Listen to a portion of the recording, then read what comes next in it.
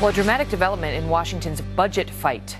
The head of the U.S. Agency of International Development, Rajiv Shah, is now saying that Republican budget cuts will kill at least 70,000 children around the world. We invited him to come on this show today to explain that serious accusation, but his office said he was too busy. So we asked our next guests to research the issue and tell us what's true. Jason Lewis is host of The Jason Lewis Show, and Bernard Whitman is a Democratic strategist and President Clinton, former pollster. All right, guys, so, you know, it's a scary headline. When you look through the stuff to back up his claim, he says, he says of the 70,000, 30,000 will come from malaria control programs that are going to have to be scaled back if the GOP gets its budget cuts.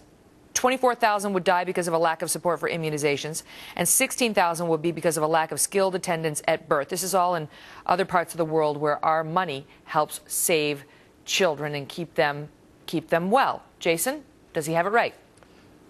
Well, of course not, and it's always unseemly to see adults hiding behind children to keep their money going for very nice-paying white-collar jobs. Look, foreign aid has doubled since 2001. It's going to double again. It's $54 billion in fiscal year 2010, all of foreign aid. It's going to double again in 2015 if the president has his way. And there's absolutely not one scintilla of evidence it does anything to alleviate poverty across the globe. Domestically, Megan, we've spent $16 trillion in the war on poverty since 1965, and the poverty rate has been about constant since 1965. You've got to reform governments. You've got to embrace free markets. That will raise living standards and allow immunizations and allow programs to fight malaria. But this whole notion that we can provide welfare for the globe is one reason, quite frankly, the country's broke. Bernard, you don't want somebody tapping into your guilt, to try to get you to pass a budget that many would consider to be irresponsible in part. But on the other hand, you don't want to see children dying, who we are now helping with malaria control programs and other immunizations. I mean, the United States really has been a beacon to the world when it comes to this sort of assistance. And this guy's point seems to be we have to fulfill that role. This is not the place you cut the budget. Well, honestly, Megan, I don't think that this type of rhetoric actually helps find solutions to the very real budget problems we have. The reality is tough economic times require budget cuts. Budget cuts have serious consequences.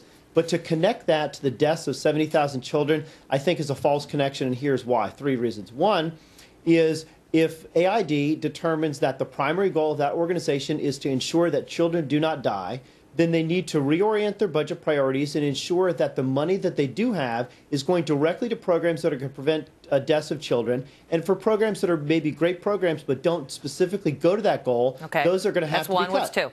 2 is we need, particularly in tough economic times, to bring in business model metrics to ensure that we're getting the efficiency that is required in delivering foreign aid. The World Food Program, which is run by the UN, does this. They actually run a very efficient operation. That's actually gotten and here a lot of praise. in New York City, Robin Hood Foundation. Quickly, number 3, because number 3 is in a time of shrinking budgets, we need to rely on private philanthropies like the Clinton Global Initiative and the Gates Foundation to step in and help fill the gap. Well, what do you think? I mean, should there be some backlash against this guy, Jason, for trying to scare Americans into getting behind? I guess he likes the Democratic proposal because he's specifically blaming this on the Republicans, saying they're essentially going to have blood on their hands if their version of the budget goes through.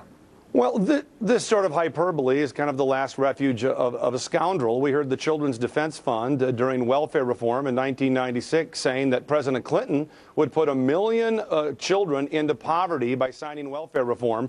And, of course, the opposite occurred. The United States is pushing its own citizens into poverty, quite frankly, during this recession, primarily due to government spending, of which $54 billion of foreign aid is a part. And, by the way, one more thing. The top foreign aid recipients are Afghanistan, Pakistan, Haiti, and Israel. Now, does anybody think that the problem for children in Afghanistan has anything to do with the lack of USAID funding? No, there's something else going on in Afghanistan. Yeah. It's called a war. Yeah.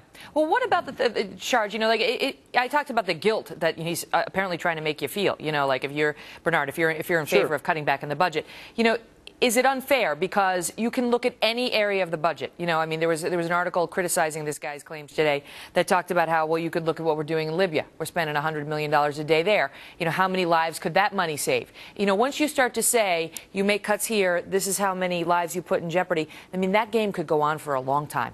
Megan, my greatest concern, actually is the fact that foreign aid, frankly, is a bit of a red herring. It's less than 1% of the budget. And if we're really going to get serious about cutting the budget and particularly drawing down this deficit, we need to talk about cutting entitlement programs. We need to talk reality about raising the retirement age. Social Security represents 20% of the budget, foreign aid 1%.